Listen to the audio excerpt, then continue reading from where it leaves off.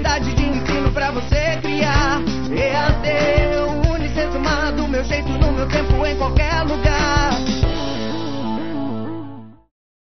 Olá, meu querido estudante, minha querida estudante, bem-vindos à nossa outra aula aqui do curso de Introdução de Psicologia com um enfoque pastoral. Nós vimos na nossa aula anterior quais foram as origens da psicologia, como ela se desenvolveu desde os seus primórdios lá na Grécia Antiga, até se tornar reconhecida como ciência, junto com o movimento iluminista. E na aula de hoje nós queremos ver quais são as escolas principais, as chamadas escolas clássicas de psicologia, e como é que essas escolas têm alguma influência dentro do movimento pastoral. Seguimos a nossa viagem. Falei no começo da aula passada de que nós íamos fazer uma viagem. E começou lá na Grécia, passou pela Europa, e aí a gente vai seguir essa viagem vendo algumas dessas escolas mais clássicas da psicologia.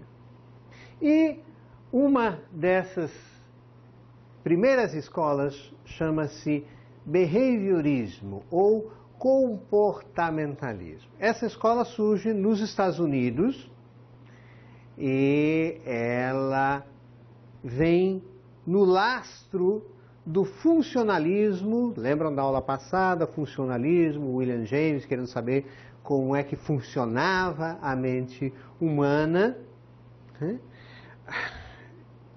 E em oposição a William James, surge um pensador chamado John Watson, e ele diz que ele não interessava como funcionava a mente, ele não queria saber nada do que estava lá dentro, ele queria saber como é que a gente descrevia esse comportamento aparente, aquilo que a pessoa aparentava ser. Isso que era interessante. E por isso, como a ênfase principal dessa escola era o comportamento, ela foi conhecida como escola comportamentalista, ou o nome americano dela, comportamento behaviorista. Watson, nessa busca, ela teve uma influência de um estudioso russo chamado Ivan Pavlov. Pavlov estava estudando a conduta ou comportamento em animais e fez um experimento com cães, onde ele imobilizava um cão, um cachorro, e ele colocava um pouco de pó de carne na língua do cachorro, estava medindo a salivação do cachorro, e ao mesmo tempo ele tocava uma campainha. E na medida em que ele tocava a campainha, percebeu de que só tocando a campainha o cão já começava a salivar, não precisava colocar nada na boca. E aí o Pavlov disse, opa, existe um estímulo associado ao outro que cria um certo condicionamento. E ele chama isso de respostas condicionadas. Ou seja, um estímulo incondicionado, chamado carne, o pó de carne, provoca uma resposta natural, que era a salivação, que ele chamou de resposta incondicionada. Entretanto, quando essa salivação era associada ao som de uma campainha, essa resposta incondicionada passava a ser condicionada, ou seja, uma resposta condicionada. E o som dessa campainha, um estímulo, que o Pavlov chamou também de estímulo condicionado. Assim, de que, dentro dessa ideia de transformar a psicologia numa ciência mensurável, se cria uma fórmula. O estímulo não condicionado é igual a uma resposta incondicionada, e então o estímulo condicionado mais o estímulo condicionado, a campainha, cria uma resposta incondicionada e depois uma resposta condicionada. Ou seja, o Pavlov vai descobrir que o comportamento animal pode ser manipulado, condicionado por estímulos exteriores. E o Watson, então, a partir dessa experiência, ele vai desenvolver um conceito, que é o conceito básico da escola comportamentalista, que é o conceito de estímulo e resposta. Para o Watson, nós só podemos estudar aquilo que nós vemos no comportamento humano. E aquilo que nós vemos é para o Watson sempre a resposta. O comportamento observável é uma resposta. Há um determinado estímulo que acontece dentro do ambiente. Para o Watson, se a gente controlar esse estímulo, nós teremos uma resposta esperada, ou, como ele chama, condicionada. Watson, para provar sua teoria, faz um experimento que foi muito questionado até hoje, muito duvidoso, muito duvidoso. Ele pega um bebezinho clássico chamado Albert, pega o bebezinho do Albert, bota o bebezinho lá brincando no chão, né? E aí põe perto do Albert um ratinho branco. Criança que não tem nenhum tipo de educação a respeito de ter medo, etc. A criança naturalmente estende a mão para pegar o ratinho que bonitinho correndo ali. Na hora que ele vai com a mão ali, o Watson, e aí está o questionamento do experimento, o malvado do Watson fica atrás da criança e pim, bate um gongo. Então a criança estica a mão e pim, ela leva um susto. E ela vai de novo e pim, leva um susto. E aí começa a chorar, naturalmente, com o susto do gongo que ele batia toda vez que a criança tentava tocar o ratinho. Depois de algumas vezes, bastava o Watson colocar o ratinho e a criança já começava a chorar. Não precisava mais tocar o gongo. E mais tarde, punha um bichinho branco de pelúcia, a criança chorava, chorava, chorava. Então esse experimento do Watson, chamado experimento do menino Albert, que depois foi bem questionado e até alguns descobriram mais tarde que a criança não era nem uma criança plenamente saudável, ela tinha um certo comprometimento mental já, de que esse experimento mostrou de que a gente pode adquirir medos, a gente pode adquirir uma série de coisas a partir só de estímulos externos, não tinha nada a ver com o que passava dentro da mente. Então, surge a ideia aí do condicionamento do comportamento. Apesar de Watson ser o iniciador da escola behaviorista ou comportamentalista, quem realmente ficou conhecido como o grande teórico, o desenvolvedor de toda essa história foi Skinner. Skinner usa os pressupostos do Watson, né, e propõe um novo tipo de condicionamento que ele chama de condicionamento ou comportamento operante, né? Ele diz que o comportamento pode ser controlado a partir das experiências positivas ou negativas que são decorrentes do mesmo. Nesse tipo de comportamento, na medida em que as respostas vão gerando alguma consequência, eles tendem a se repetir, né? Especialmente se as respostas recebem algum apoio positivo, que ele chama de reforço, ou algum apoio negativo, que ele chama de reforço negativo, né? E esse reforço é uma das ideias principais de todo o condicionamento, porque, de acordo com aquilo que for ser reforçado, você vai voltar a repetir ou não uma determinada resposta dentro de uma determinada situação. Assim é que nós vemos também muito disso no nosso dia a dia. Se um aluno é elogiado por um professor, ele se sente mais confiante, desenvolve, vai e estuda aquela matéria com mais afinco, com mais intensidade. Se ele constantemente é criticado, ele efetivamente vai criando uma certa aversão àquele professor, àquela matéria. E o Skinner acreditava realmente que ele podia modelar todas as respostas através do reforço, né? E esse modelo do Skinner ficou conhecido então como o behaviorismo radical.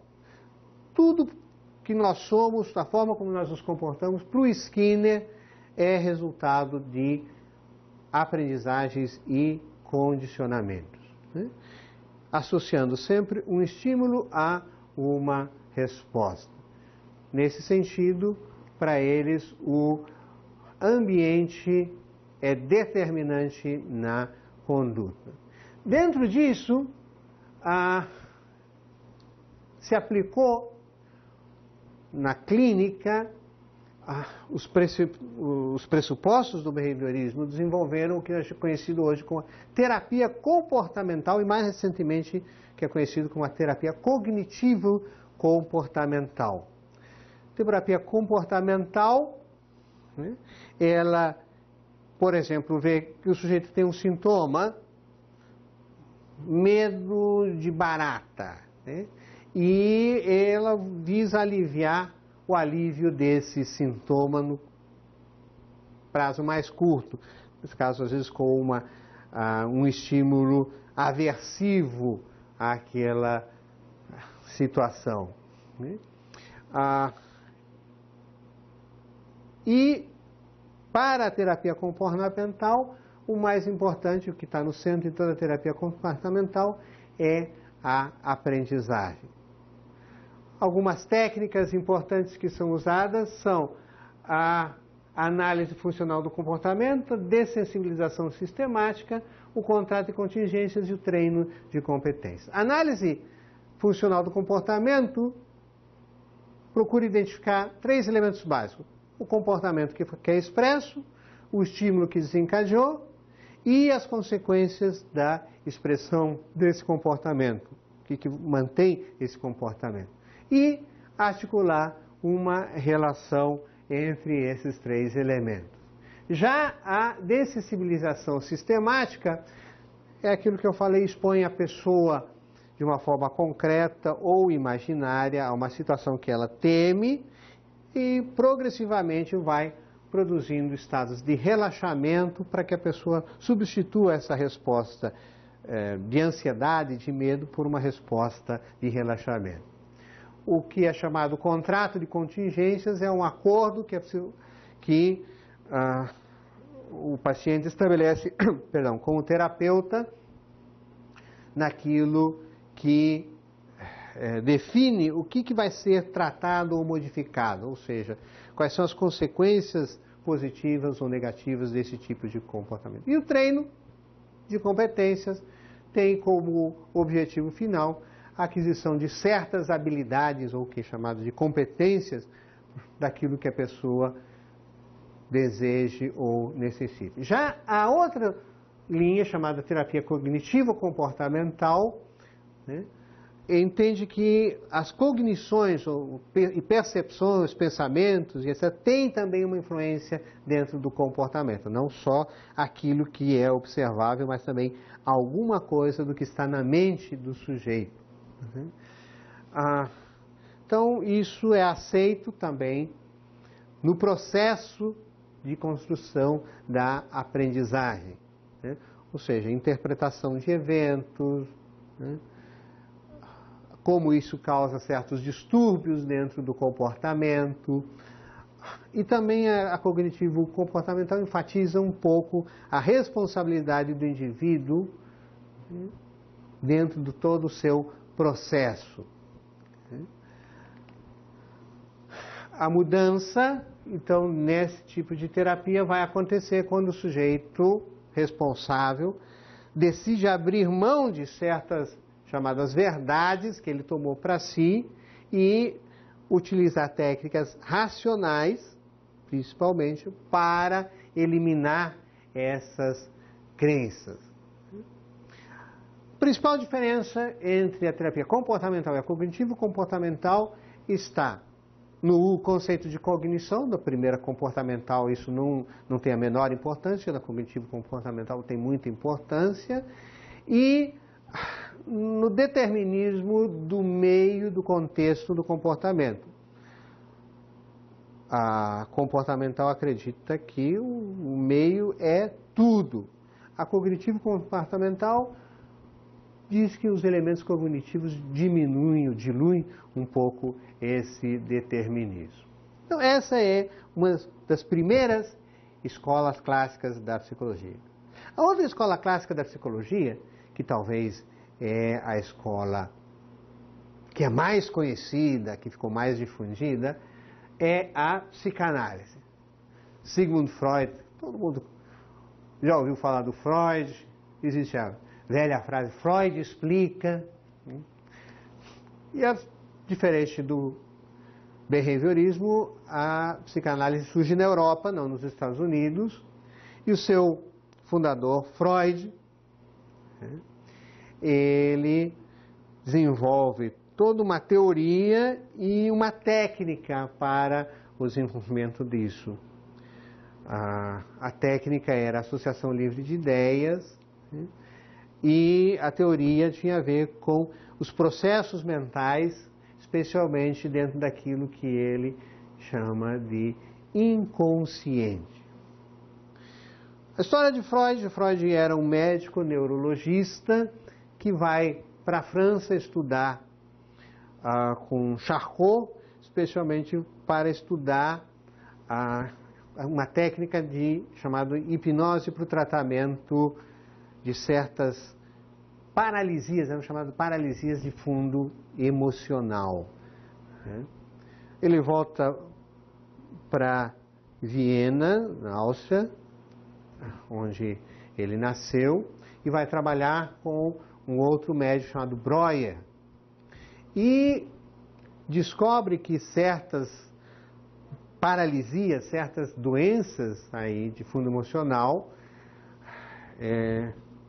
estavam ligados a processos exclusivamente mentais, e ele dá o nome disso de histeria, porque ele via que havia uma predominância dessas doenças entre as mulheres, e usa o nome histeria, histero, do grego, chama-se útero, e por isso o Freud diz, é uma doença ligada à sexualidade das mulheres.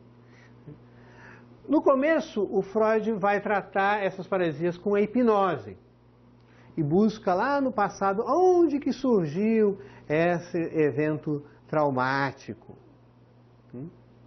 E aí começam a surgir os seus primeiros conceitos. O primeiro conceito importante que o Freud vai trazer é o conceito de inconsciente. A surpresa de que dentro dessas paralisias não tinha nenhum comprometimento fisiológico, não havia nenhum comprometimento orgânico, né? Simplesmente havia uma paralisia, mas musculatura, ossatura, inervação funcionando normalmente. Exclusivamente o fundo era emocional. Mas os pacientes não tinham nenhum controle sobre essa paralisia. Por isso Freud vai dizer de que tinha um setor da mente que as pessoas não têm acesso, que ele chama de inconsciente. E a origem disso, Freud vai chamar de neurose, ele atribui algum distúrbio da sexualidade. A questão da sexualidade, final do século XIX, Europa, muita repressão sexual, e o Freud dizia, isso está causando essas doenças. Primeiro, o Freud acreditava que as pessoas tinham tido algum tipo de trauma de conteúdo sexual ao longo da sua vida. E ele vai explorando isso e ele vai vendo de que, na medida que ele hipnotizava as pessoas, né, esses traumas surgiam em idades cada vez mais anteriores, mais próximas da infância. Com o tempo ele abandona essa ideia de que tinha um trauma, né, e se concentra na ideia de que devia ter algo mais do que só um evento traumático que desencadeou essas neuroses, né? E aí também abandona todo o uso da hipnose, porque ele estava vendo que a hipnose, da forma como ela era usada lá, já por Charcot, já não tinha muito efeito. E ele cria um novo método, porque tinha uma pequena melhora, logo depois os pacientes pioravam. Ele cria um outro método que ele chama de associação livre de ideias. Freud, então, observa de que essas pessoas possuíam algo na sua mente inconsciente que queria evitar que viesse à consciência de qualquer forma. E tinha um mecanismo para manter isso inconsciente que acabava gerando essa somatização desse modelo emocional. E aí ele chama isso de repressão. Mais tarde ele vai dizer de que não é só a repressão, mas um mecanismo mais forte que ele chama de recalque. Repressão, então, é um dos primeiros chamados mecanismos de defesa, ou seja, está defendendo a mente de uma dor muito forte. Então, mantém reprimido um elemento lá, para que ele não venha à consciência e não cause uma dor emocional muito forte, mas essa repressão se extravasa de uma outra maneira, gerando o que o Freud vai chamar de neurose.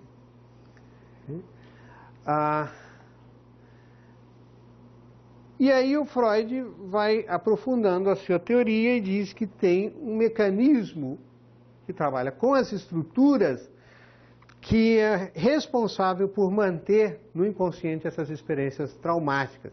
E esse mecanismo, ele diz que é mais do que a repressão, ele vai chamar isso de recalque. E ele desenvolve toda uma teoria chamada teoria do recalque. A diferença é de que, para a repressão, é preciso haver uma ação externa coercitiva. O recalque é uma estrutura mais profunda. Um outro conceito muito importante na teoria de Freud é o conceito de pulsão. Pulsão, para o Freud, é um conceito que está na linha divisória entre aquilo que é mental e é somático, ou seja, é o representante psíquico dos estímulos que se originam no corpo. Não é bem um instinto. O instinto, que muitas pessoas confundem pulsão com instinto. O instinto tem um caráter mais biológico. A pulsão é a representação mental de todos esses elementos mais biológicos. O Freud diz que a pulsão é, na verdade, um tipo de energia, que ele vai chamar de libido, representada no nosso consciente e que, de alguma forma, procuram vir para o consciente e são constantemente enviadas de volta para o inconsciente através do mecanismo do recalque. Quando o recalque falha, e segundo o Freud ele sempre tem algum momento que ele falha, né, vai gerar uma ansiedade muito grande e causar um enorme desprazer para as pessoas. A forma que a pessoa vai lidar com esse desprazer é aquilo que o Freud vai chamar efetivamente de neurose. E aí o Freud disse, então, para as pessoas não desenvolverem a neurose, vamos arranjar um método de trazer à consciência essas energias sem que isso cause tanto desprazer. E esse método ele vai chamar de associação livre de ideias. É aquele velho modelo que o sujeito deita num divã e vai falando, e de vez em quando o terapeuta vai associando uma ideia com outra ideia e dizendo, pense sobre isso, né? Reflita sobre essas coisas. O Freud, então, também vai ver de que, como não eram as experiências traumáticas só as responsáveis pelos comportamentos neuróticos, precisava ter algo mais. E ele desenvolve uma teoria que tem a ver com a sexualidade, como nós falamos antes, que é a teoria da sexualidade infantil do Freud. Então, o Freud vai dizer, desde a mais pequena infância, as crianças passam por situações de prazer ou de desprazer. E ele divide, né, a infância em 3 etapas. Uma etapa na qual a criança regula o meio, essa sensação de prazer ou desprazer, através do uso sensorial da boca. Tudo que a criança, começando com o mamar no seio da mãe, que dá uma sensação de prazer, né? A boca é o órgão sensorial mais desenvolvido na hora do nascimento, e mamar dá aquele relaxamento, então a criança associa a boca a uma sensação agradável. Depois, conhecer o mundo, a criança vai pondo coisas na boca e vai também gerando essa sensação de prazer ou desprazer.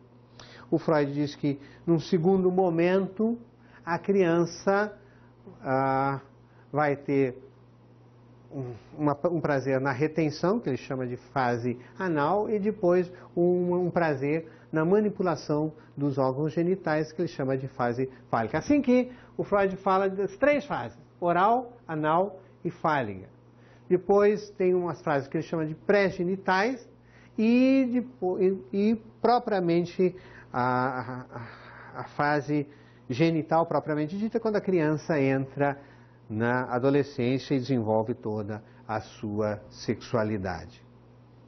Então, nessa fase oral, como já foi dito, a sensibilidade está na boca e a criança, quando tem algum desconforto, chora, a mãe coloca no peito, amamenta, e isso dá uma sensação de bem-estar. E a criança vai desenvolvendo, então, todo a região da boca como um elemento de grande prazer. A boca se torna uma forma de obtenção dessa sensação prazerosa. Aí o Freud vai dizer, efetivamente, de que na idade adulta a busca por sensações prazerosas ligadas à boca estão ligadas a certas relações com essa fase primária da infância. O fumar, né? É uma coisa ligada à boca, seria uma dessas maneiras de buscar prazer. Aí. A segunda fase, como eu falei, chama-se fase anal, porque coincide com o controle dos esfíncteres. A criança segura o cocô até o máximo, aí ela solta. Aí esse soltar também produz um relaxamento e a criança vai descobrindo essa nova forma de ter o prazer, né? Freud vai dizer que na idade adulta todos os comportamentos retensivos, né, como, por exemplo, aquele sujeito muito sovina, muito pão duro, está ligado a essa sensação de prazer dessa fase aqui. E por fim, o Freud fala na infância, a outra fase é a fase fálica, onde a criança descobre a diferença entre meninos e meninas, sendo que os meninos possuem o que ele chama de pênis, que é o falo, né? E as meninas não. Freud diz que essa descoberta vai ter um sentimento nos meninos, que ele denomina o complexo de castração, onde os meninos vão imaginar que as meninas, por alguma maneira, por terem sido menos obedientes, foram castradas, né? E ele diz que os meninos desenvolvem um complexo chamado complexo de castração. Nessa época, os meninos têm um forte apego à figura materna e o Freud vai recorrer a uma mitologia grega de um conto de Édipo Rei, onde diz que a criança tem um forte apego à mãe e quer eliminar a figura paterna, né? Esse mito grego, e todos os mitos gregos vão influenciar muito o Freud no seu desenvolvimento. Porque o Freud acreditava que os mitos eram uma maneira que os filósofos antigos tinham de descrever já esse modelo de funcionamento da criança. Como a criança não consegue eliminar o pai e ficar com a mãe, e a criança cresce e vai em busca de uma figura substitutiva para essa mãe, que vai ser essa figura que vai lhe proporcionar o prazer que ele busca. Freud vai dizer que se não se consegue superar uma dessas etapas normalmente, vai produzir um fenômeno chamado fixação, que vai gerar um grande problema na vida adulta, né? A fixação é justamente essa parada, né, digamos, no estágio psicossexual que vai fazer com que o indivíduo não siga e não chegue adiante. Além disso, Freud também diz que a nossa estrutura mental, ela está dividida em 3 instâncias, que vamos chamar ego, id e superego. O id é a parte chamada mais primitiva da personalidade.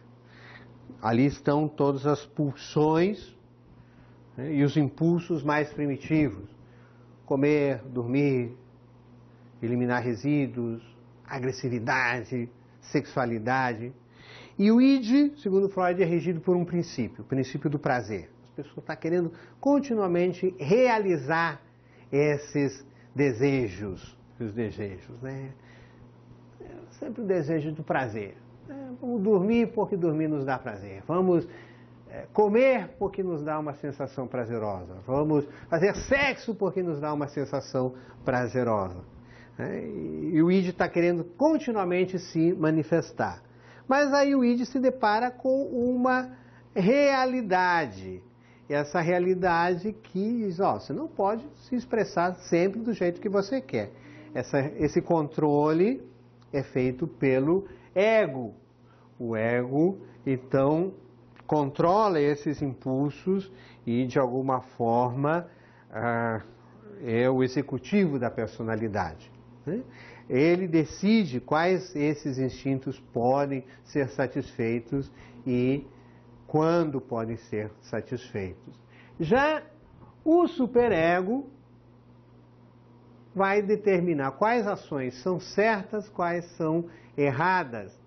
E realmente trata dessa representação que tem lá dentro dos valores e dos costumes da sociedade. Então, o superego está continuamente reprimindo todas as manifestações do id.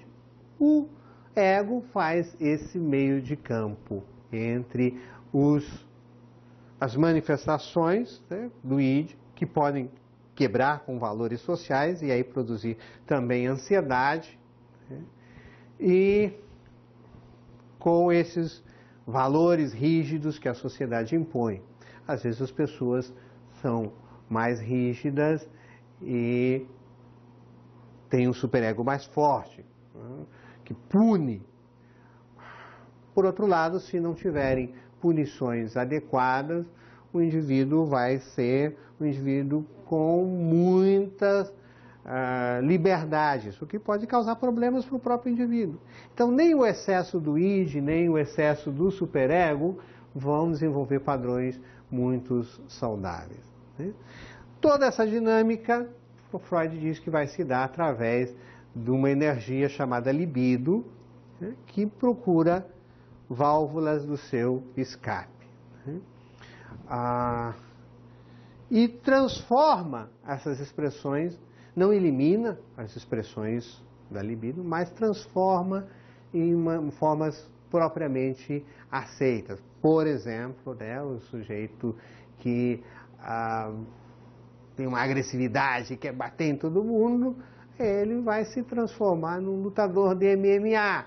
E aí consegue expressar a sua agressividade de uma forma bem aceita, né? E elimina toda a sua ansiedade ou toda a sua culpa, né? As formas que o Freud diz que as formas que a pessoa tem para expressar isso de uma maneira socialmente aceita vão se chamar mecanismos de defesa. Os principais mecanismos são a repressão, a racionalização, a formação reativa, a projeção, o deslocamento e a negação. Então, são maneiras que a pessoa tem de expressar essas pulsões. Esses são alguns conceitos, claro que os conceitos foram abordados aqui de forma bastante superficial, mas para vocês terem alguma ideia de como é que foi a construção da teoria do Sigmund Freud. Um discípulo do Freud, o principal discípulo do Freud, chamava-se Jung, Carl Gustav Jung, né? O Freud inicialmente achou que o Jung ia ser o seu sucessor natural, né? O Jung era filho de um pastor luterano, mas tinha muitos conflitos familiares. O pai era muito impositivo, desqualificava a ciência, impunha muito a religião, né? E o Jung, então, desenvolve toda uma teoria mostrando-se um pouco inquieto entre essa falta de diálogo entre a ciência e a religião. E aí ele vai buscar na psiquiatria o elo dessas coisas. Ele entra em contato com a obra do Freud, tem uma amizade, e o Freud, né, era ateu declarado, positivista extremado, não aceitava o interesse do Jung, e Jung também foi se mostrando reticente com a teoria do Freud, e eles acabaram rompendo, de forma que o Jung cria a sua própria teoria, chamada psicologia analítica. E é uma teoria de trabalho onde ele diz que além do inconsciente que a pessoa tem, em comum também havia um inconsciente coletivo, cheio de símbolos que eram chamados de arquétipos, né? São símbolos que as pessoas trazem vindo de toda a história da humanidade. Eles são idênticos em todas as pessoas, mas se manifestam de formas simbólicas, como nos contos de fadas. Outro elemento diferencial do Jung, que diz que diante da vida a pessoa pode ter duas atitudes, que ele chama de extroversão e introversão, a partir do qual ela cria o que chamam de tipos psicológicos, né? E dentro desses tipos ele mostra que existem diferenças, né? E aí ele cria o conceito de função psicológica. É uma atividade mental que define as formas do relacionamento do indivíduo com o mundo, né? Essa forma está baseada na genética, né? E a combinação entre a introversão e extroversão com as funções psicológicas cria os tipos psicológicos. O Jung vai falar de 4 funções psicológicas: sensação, intuição, pensamento e sentimento. E vão formar os tipos psicológicos. A sensação e a intuição são formas mais inatas de aprender, de captar a realidade, enquanto pensamento e sentimento são mais racionais, passam mais por um elemento racional. A função sensação está ligada aos nossos órgãos dos sentidos, e uma pessoa com essa função são mais focadas no real, nos fatos. A função intuição capta a realidade por meio mais de pressentimentos e tende a perceber a realidade como uma totalidade mais organizada, são pouco atentas a detalhes. Já a função do pensamento busca mais a lógica entre os fatos, e a pessoa nesse sentido é mais orientada pelas leis gerais, não leva em conta os valores pessoais, aí torna essas pessoas muito racionais, né? E por fim, na função sentimento, as pessoas tendem a valorizar principalmente os sentimentos na avaliação das realidades, né? E então, extroversão e introversão, com essas 4 funções, geram 8 tipos psicológicos que o Jung vai dizer que são as formas de interagir com o mundo. Ainda um outro seguidor do Freud é Lacan, que é considerado como hoje o grande expoente, o grande intérprete do Freud, que faz uma revisão dos conceitos freudianos. A Gestalt é ainda uma outra escola, das principais escolas que tem, que afirma que nossa mente capta a realidade com uma forma organizada, através da percepção, e a sua proposição básica é: o todo é mais que a soma das partes. Ela faz uma oposição à escola psicanalítica. Então, a ideia de que se juntarmos elementos simples, obteremos um terceiro elemento que ultrapassa todas essas formas. Isso o Peirce, que é um dos seus principais expositores, chamou de transponibilidade, né? E criaram uma série de leis da Gestalt, chamadas, junto com outros autores, que são leis de captar a realidade. Leis da semelhança, né? Nossa percepção tende a agrupar objetos que são semelhantes em si. Essa lei também pode ser por formas ou por cores, se transforma numa segunda lei, que é a lei da proximidade. A lei da continuidade, que é aquela lei que diz que nós agrupamos elementos simples dando um conjunto, dando esse sentimento de unidade. Fechamos certas formas para que elas deem sentido na nossa mente. A lei da pregnância, também conhecido como da simplicidade, né? Os elementos tendem a ser percebidos quando dentro de uma determinada ação. E a lei da unificação. Outro elemento importantíssimo da Gestalt é a ideia de figura e fundo. Figura e fundo se alternam continuamente quando captamos a realidade. Em alguns momentos nós olhamos uma figura e destaca-se um elemento dessa figura. a figura toda é o fundo, esse elemento que se destaca é a figura. E às vezes isso se inverte. Essa relação para a Gestalt é sempre dinâmica. E um último conceito para a Gestalt é o conceito de consciência. Né? Consciência de si mesmo, consciência de ser no tempo e no espaço. Por fim, uma última escola é a escola humanista, ou conhecida como terceira via dentro da psicologia, que tem uma forte influência existencialista, fenomenológica, e parte do princípio de que os processos reflexivos, né, são muito importantes disso. Propõe principalmente que o ser humano vai ser protagonista de si mesmo dentro dessas forças realizadoras de si mesmo. O principal nome da escola humanista foi Carl Rogers. Rogers foi o criador de uma abordagem chamada abordagem centrada na pessoa. Ele estudou no seminário, tem uma forte influência cristã, um seminário mais de linha liberal, e ele se opôs muito ao Freud. Dizia de que as pessoas, ao contrário do que o Freud postulava, não tinham uma tendência à neurose, à psicose, mas sim uma tendência à saúde.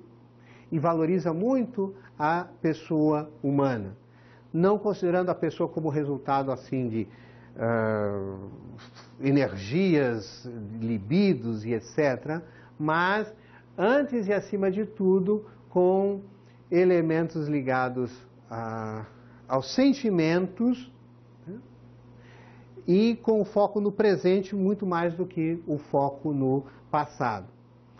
Para isso, o Rogers diz que o terapeuta não deve interferir no processo terapêutico do sujeito, né? Sofre muitas críticas, né? E usa a expressão que o terapeuta precisa ser reflexivo, né? Refletir os sentimentos trazidos pelo paciente do processo terapêutico. Nesse sentido, Roger vai dizer que o terapeuta é só um facilitador, usando algumas atitudes que são empatia, aceitação positiva incondicional e a congruência. A escola humanista, ela cresce rapidamente nos Estados Unidos e ela se opõe fortemente às ideias tanto do comportamentalismo quanto às ideias da psicanálise, porque ela dá muito valor, como eu disse, foi fundamentada dentro do existencialismo, ela dá muito valor à pessoa humana como protagonista do seu próprio conduta, do seu próprio comportamento e especialmente de que ele tivesse um domínio dessa realidade, né? Expressar os seus sentimentos e promover a saúde. O foco da psicanálise era muito mais a doença, as neuroses, né? Freud dizia que quando a pessoa não conseguia expressar de uma forma neurótica as suas pulsões, ele era capaz de romper com a realidade e se tornava um doente mental, um psicótico.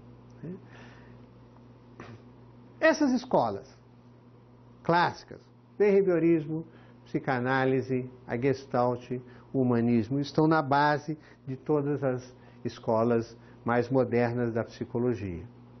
Em contraposição a isso, nós vamos ver os psicólogos relacionais trabalham com um enfoque diferenciado, mas isso nós vamos ver numa próxima aula.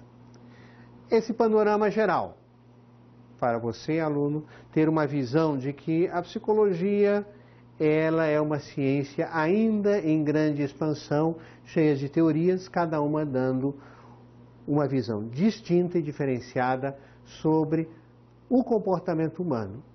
No final das contas, ainda continua sendo um grande mistério a ser revelado. Próxima aula, seguimos viagem. Vamos ver um pouco mais desse mistério que é o ser humano. EAD, o Unicesumar tem qualidade de ensino pra você criar. EAD.